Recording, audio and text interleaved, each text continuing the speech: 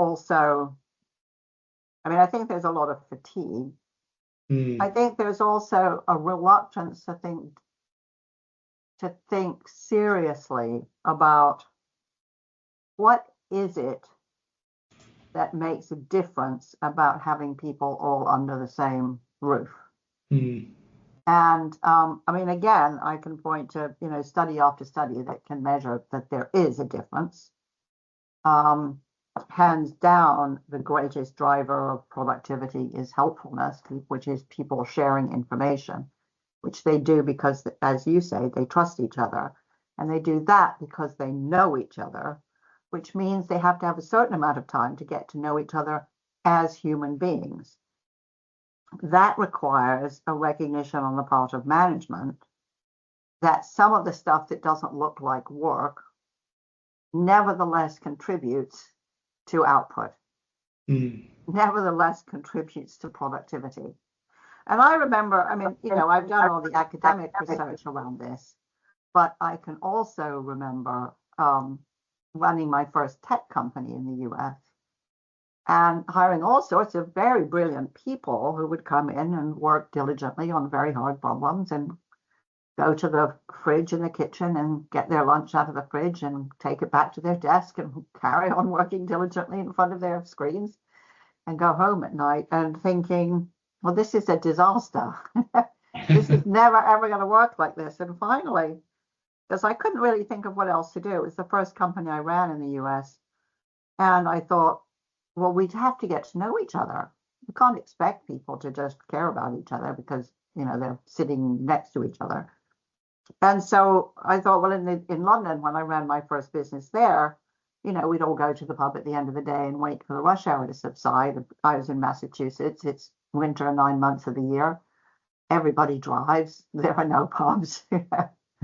So out of sheer desperation, I just said, right, 4:30 every Friday, down tools. We're going to spend an hour. You can have a beer. You can have a glass of wine. And 3 people every week will stand up and tell us something about themselves and why they're here and what they want. And it was really awkward. And the only good thing it had going for it was people quickly twigged that you didn't want to be mean to the person who was doing it because it was going to be your turn sometime. And you didn't want people to be mean to you. So that was a great way to introduce solidarity, right? And it's incredible because after a couple of weeks of this, I saw people going into the kitchen, opening the fridge, getting their lunch out and sitting down in the kitchen and eating it with their colleagues. I saw people talking about, going to some, baseball game together at the weekend. The whole mood shifted. And strangely enough, I was talking at an HR conference in Boston many, many years later. Unbeknownst to me, there was someone in the audience who had been in the company at that time who talked about what an amazing experience this had been, And I thought, this is really simple, which is people are more committed, or as the phrase goes, engaged. People are more committed, they're more energetic, they're more helpful, generous, and trusting when they know the people around them. That takes time, and you have to invest time in it, and it's really worth it. But if you pile people up with more work than they can do in a day, you give them KPIs, targets, and incentives to hit all of that. They will do that. They just won't be able to do anything else. So you have to think about what is the most productive way of managing people. And I'm just surprised by how unimaginative many, many companies are at this. I'm not surprised that there are some companies which generally enjoy a very high brand value and a great reputation that put masses of effort into this, that understand that a company is a kind of